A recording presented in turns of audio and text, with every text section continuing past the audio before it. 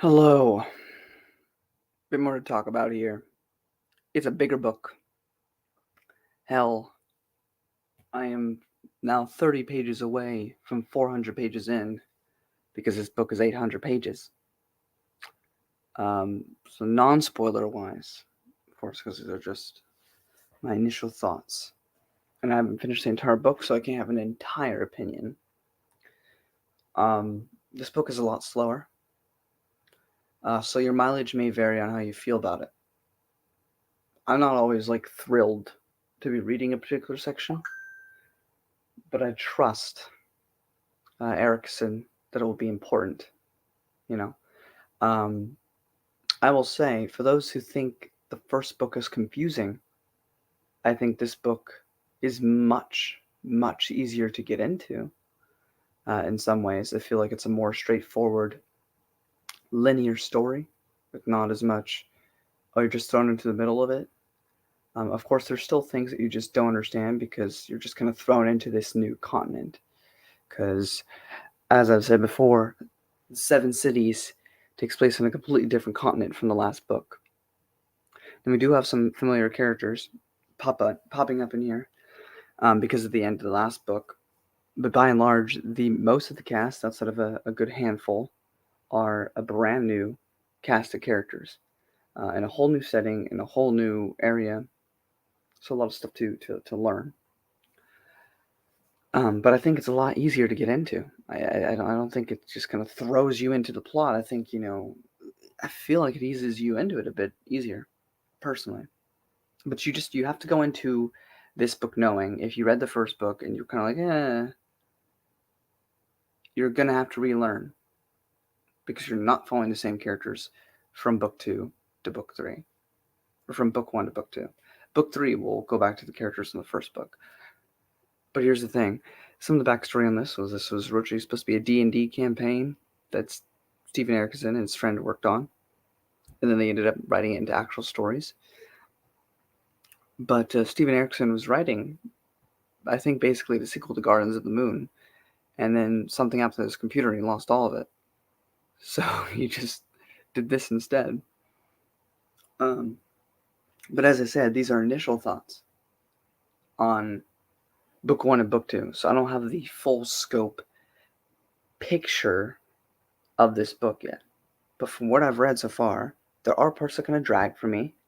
But overall, I enjoy it, same as I did with Gardens of the Moon. There's no one I have read in recent memory matches the prose of Steven Erikson. And, unlike the last book, and so I don't have any problems with the last book. My only issue is near the end, elements just pop up, which, as I've said before, yes, the series is now completed, so it doesn't matter now because I will understand it, and I get that, and I get that Erikson is trusting people to wait. At the same time, it's like, what if you died? It's the same thing with George R. R. Martin not finishing his stories because he doesn't have much longer.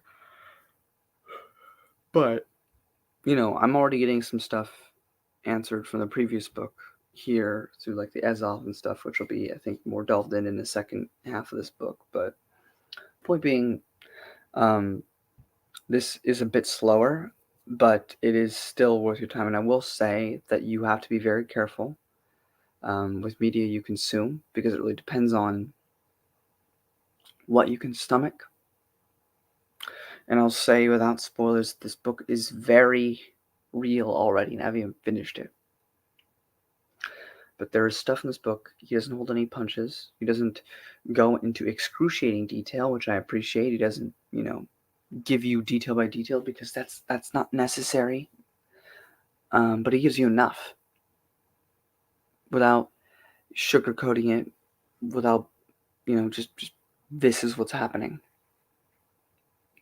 And man, it's been rough. It was some parts are just kind of boring to me, I'm not gonna lie, but there are other parts where it's hard to get through this section of the book just because it's uncomfortable. But so is life. So I appreciate it. But I definitely feel like the emotional bits are kind of hitting significantly harder than they did in the last book. Quicker for me too, because I'm just getting introduced to a lot of these characters. But yeah, right. Spoiler time. Some non-spoilers for those first two. If you don't want any, get out of here. So the story does take up a few months after book one. I knew we were getting into something when the beginning of the book starts with smearing blood on yourself, and we get introduced to a bunch of things here. We get introduced to a priest of Fenyor and Felicen, all in chains or rope, I forget, being carried along naked. Now, Felicen. Who is Felicen? Well, I wouldn't be mad at you if you have forgotten that Felicen is Ganos Perrin's youngest sister, who's being dragged through the streets, or wherever they're at, naked. This is just a prologue.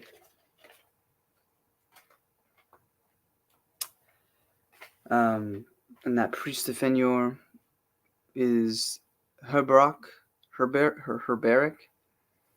light touch.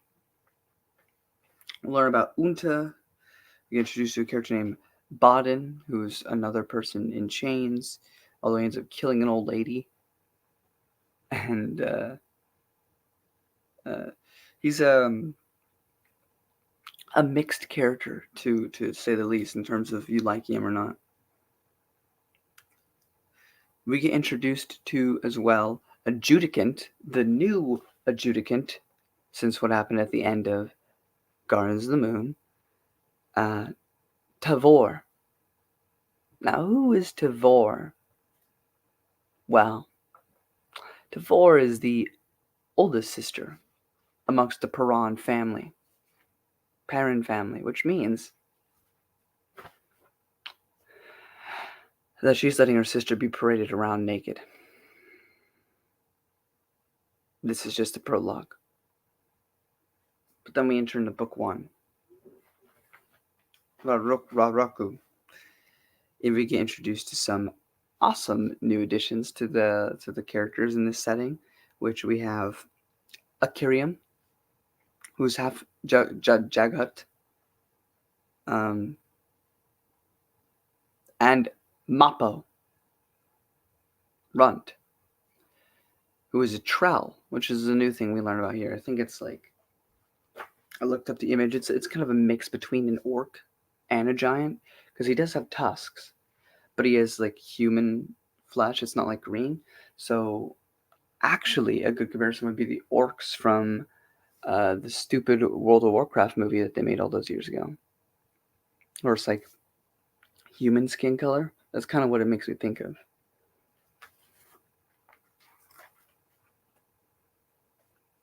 They also make mentions of this weird thing called Apterion, which is like a weird, bizarre dino bug thing. We get introduced to a character named Malik Ral, who's this like kind of like slimy, kind of like fat guy. I don't like him. We have another High Fist, Parmqual. We have another soldier named Culp, who I believe is one of those blue people. We get introduced to a historian named Dukier,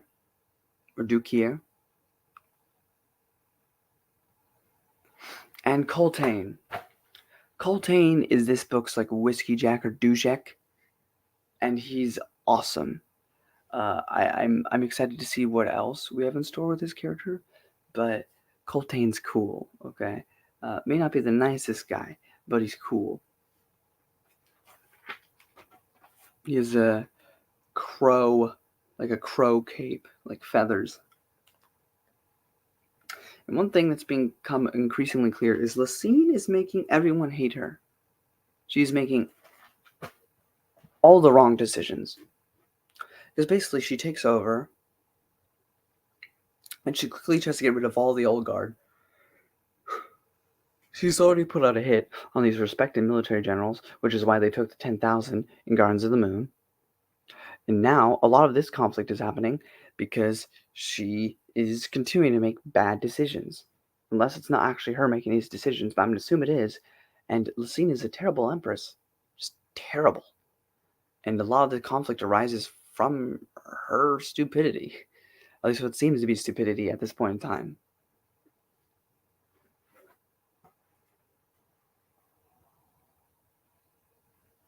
And then we get some familiarity. You know, you're relearning all these things, but then a breath of fresh air comes in because we get to see Calum, we get to see Crocus, we get to see Absalar, and we get to see Fiddler. Because in the last book, they did say they were going to return Absalar home. So these are our returning characters for this particular story.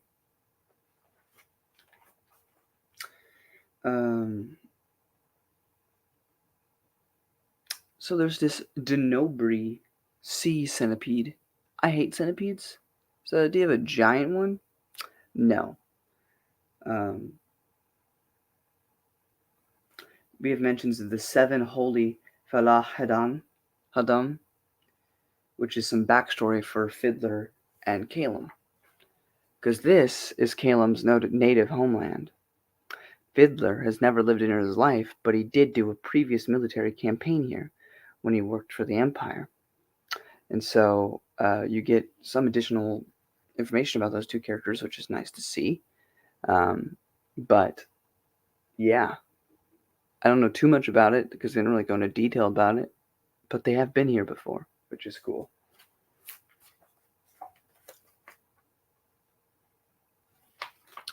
And the big thing here, right, is that Fiddler and Calum want to help with the uprising. Like they were supposed to be helping Absalar, but they have a primary motive, which is to help with the uprising that they heard about in the 7 cities. I guess as a big FU to Lucine.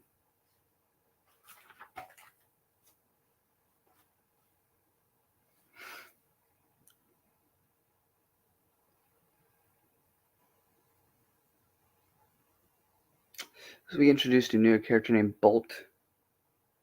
Bolt, who is the one that cut Duzek's arm and made him one arm. However, it's not explicitly clear, but Bolt says that he took away his arm, but Duzek made him unbeautiful. And when people comment on him, like, we don't see anything wrong with you.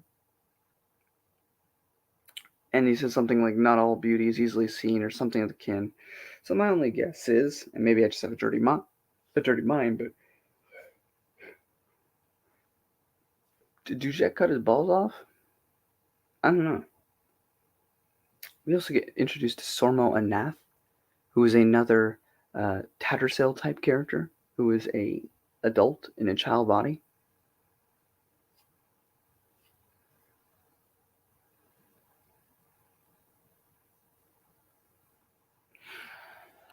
And again, just a lot of...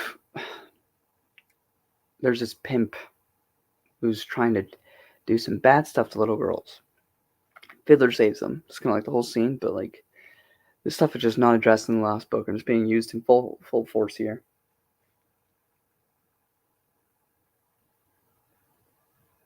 One big thing is Ikram worries about his memory, and Mapo seems to know what's up with that, but we don't. So that's interesting.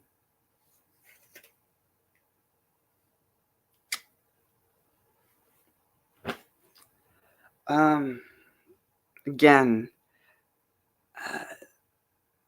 you have to be careful with your heart on whether or not you can stomach to handle it.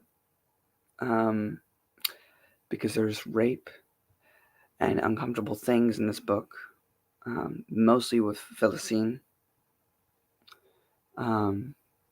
She's put into these mine sort of place to mine the Upsilon, the ore that's impervious to magic. And she basically whores herself around for the sake of making her friend's life and her life a little bit better. and it's just really uncomfortable to read. It's not easy. But Erickson does this wonderful job of not throwing it in your face, not like glorifying it or like reveling in it. It's just stated matter of factly, and you deal with it, because sometimes that stuff happens. But it's not fun to read.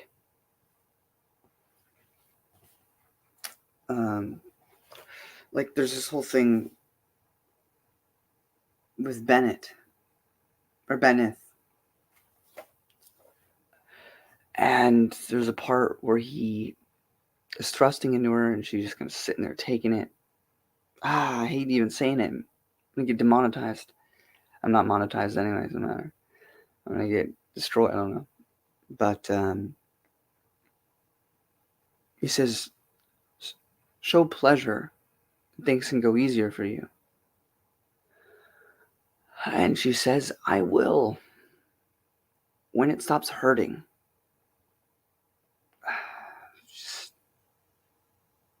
It's uncomfortable. But she does that for 2 years.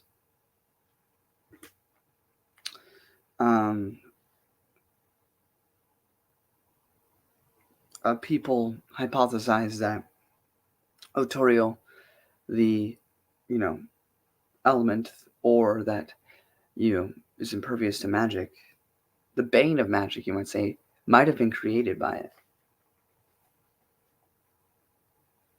And then there's more stuff with her, with Felicin, where she just like survived just in another hour. Like, it's so rough.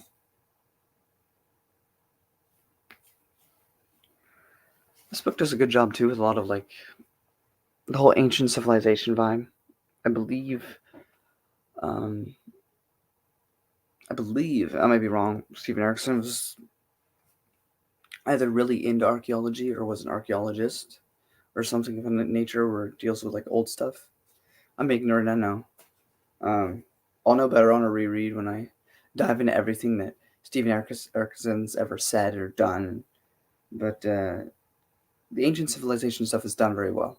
And I always like ancient civilizations or civilizations that came before. I love that concept and that idea in sci-fi and in fantasy, everywhere.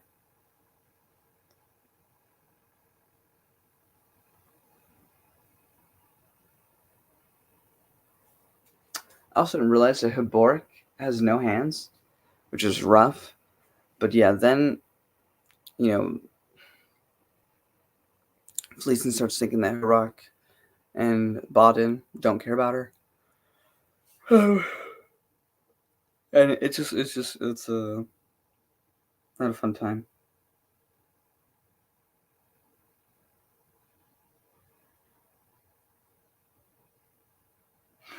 There's hypothesis that Tistiandi lived on 7 cities in the past. So here's a big thing. Big revelation, casually sort of mentioned. Dancer, the Emperor's second-hand man, became god. You know who else became god? Who ascended? The Emperor. The Emperor is not dead. The Emperor lives on. He is.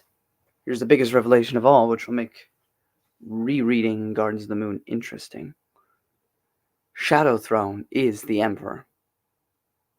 That was a big one. That was interesting.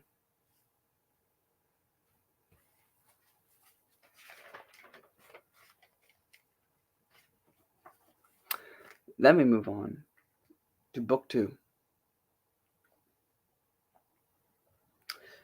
Felicin escapes but gets attacked by bloodflies. This very much reminded me, or maybe Dishonored 2 reminded me of this book, because this book would have come out first. Another big thing to mention, this book came out in 2001. Now, I know I've read a lot of books that are older than me, that existed before me. But for some reason, it's really surreal to find out that this novel was released the year I came into existence,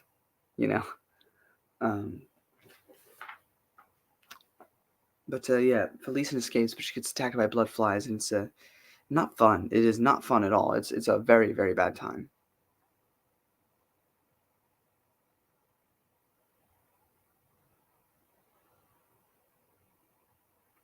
But yeah, my God, this book babbles on about spikes and rape and entrails, and it's crazy. It's crazy. Like people being hung by entrails of other people, people getting raped, people being put on spikes. It's just a lot. Um, One cool thing we always love when these crossovers sort of happen. Filler meets up with Mappo and Ikarim, which is pretty cool. Felicin and Baden have this interesting scene because they all escape together. I think I forgot to mention the fact. And she's just being, but I get it. She's been through a lot. It doesn't make her likable, but it makes her human. But they just escape from this place. They're in the desert. They need to conserve food and water, and she's just being awful, just awful. You know, she's saying they should leave this one guy behind because he's old. Maybe even eat him. Except we got to eat around the tattoos because I won't eat tattoos.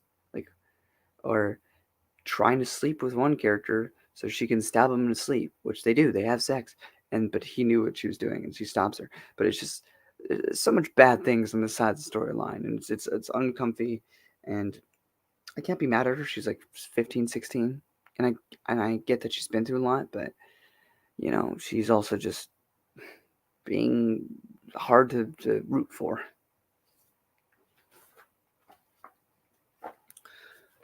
Here we also learn about the Tisti Adir, which is a offshoot of the Tisti Andi, and instead of being all black, they're kind of a bit more like gray brown. So they're basically just gray Tisti Andi. They also get mentioned of the Chain of Dogs, which will be the title of the next book. So that's interesting. Um, Also, again, this in retrospect makes this next note makes the ending to Gardens in the Moon a little bit more digestible to deal with. But again, I will still argue that here's the thing: it's all completed now, so I don't have to worry about it. I know I'll have all my answers answered. But in book one, or the first Gardens of the Moon, it ends in a way where it just kind of feels like a kind of bunch of Deus Ex Machinas just start coming up. And sure, it'll be explained later. But at the time when that book came out, there was no conclusion, right? There was none. It was just, you know, wait and see when I write my next book, you know. But to me, it was okay when it was earlier on that I didn't understand anything because I just entered the story. But at a point, it was like at the very end, it's like now you're just throwing things in there at the very last second. But I get it; it was to set up things. But anyway, point being, but now in retrospect, again, it makes a little bit more sense. There are mentions that there are Azov houses on every continent, on all seven or whatever, which it makes a little bit more sense why that's a thing in the last book near the end. It's a little bit less convenient. Um,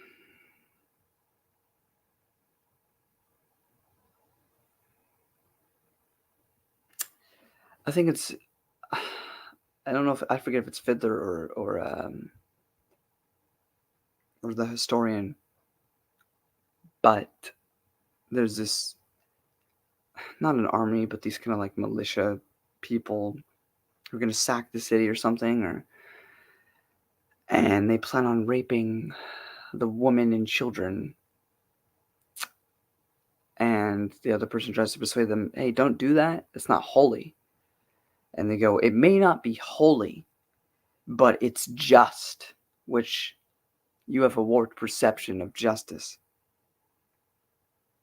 You get introduced to some people named Keneb and Manalo. I don't know if they matter. I'm just writing it down because they're there. The Elder Warren of the Kerald Emhain is a Kerald Emhaim of the Epor. We also meet a character named List, who's pretty awesome, and Semp God. This whole thing near the end, they have this huge, sort not huge, but it is, but it isn't. I don't know. It doesn't feel as huge as like the last book with some of the stuff that happened, but there's a big battle that goes on. Um, so that was interesting to see. Um, I, I I find it hard to kind of figure out what's going on half the time during those things because it's just there's a lot there, and I miss a lot of key moments.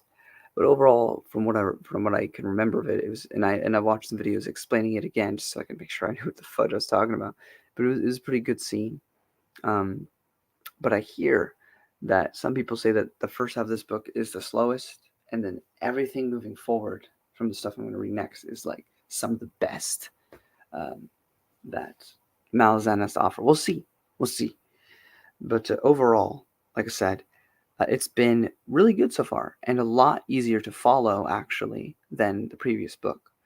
Um, the setting's interesting, kind of reminds me of Dune. It's all a lot more desert and harshness and stuff. But I'm curious to see which would make sense again because uh, Malazan's a huge inspiration is from Dune. Mainly the first book. The other book should be read though because God Emperor is a masterpiece. But all right. Um, but it's an interesting world to be in. I'm excited to see more of what's going to go on. But these are some of my initial thoughts on the matter. Yeah. So that's pretty much it. I gotta go to work. But I'm glad I could do these little 30-minute intervals of my thoughts on each initial section.